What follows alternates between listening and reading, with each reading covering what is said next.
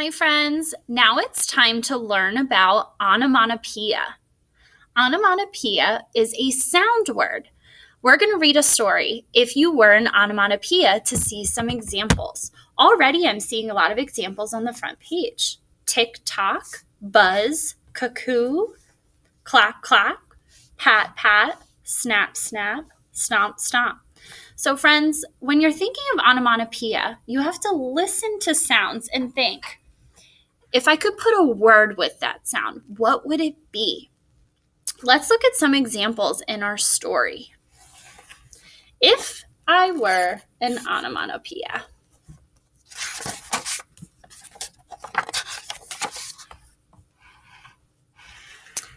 If you were an onomatopoeia, you could choo-choo or woo-woo like a train. Here are some onomatopoeia words. Notice how they're in these big bubble letters. You could drip, drop, like a leaky faucet. Here's more bubble letters, and they have them in blue, like raindrops. If you were an onomatopoeia, you would be a word that sounds like the action it describes. It would be your job to imitate the sounds that surround you. You could kerplunk and splash, like a fish jumping into water. Kerplunk, splash. These are fancier bubble letters. If you were onomatopoeia, you would need to be an attentive listener. Being attentive means to listen carefully and concentrate on what you hear. You could imitate the sounds you hear indoors. Pop, clang. You could clang like a pot or pop like corn. You could whir like a blender.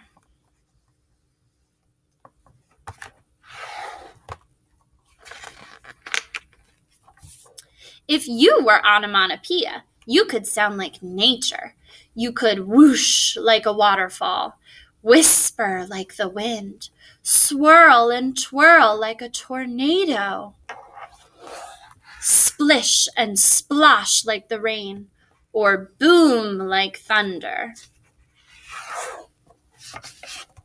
If you were onomatopoeia, you could make animal sounds. Animals use sounds to communicate. You could roar like a lion that rounds up its cubs.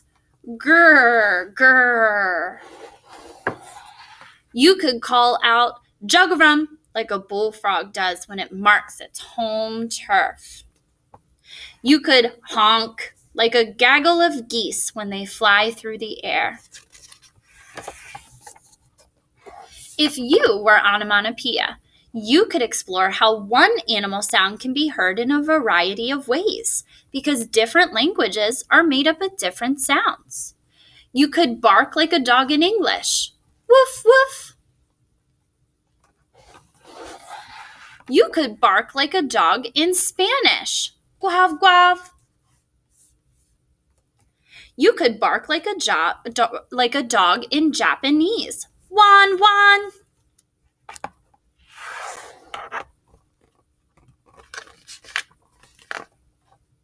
If you were onomatopoeia, you could name the sounds you can make with your hands and feet. You could say stomp, stomp and snap, snap. You could say pat, pat and clap, clap. If you were onomatopoeia, you could create music by making percussion sounds. Percussion instruments create a sound when they are struck or shook.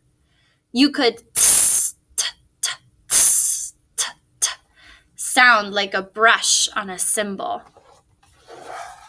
You could bang, bang, bang, and rat-a-tat-tat like a stick on a drum. If you were onomatopoeia, you could make the sounds that keep time. You could tick and tock like a clock, or buzz like an alarm. you could cuckoo, like the bird that marks each hour. When the sun comes up, you could cock-a-doodle-doo. And when the moon rises, you could ah-oo, if you were an onomatopoeia.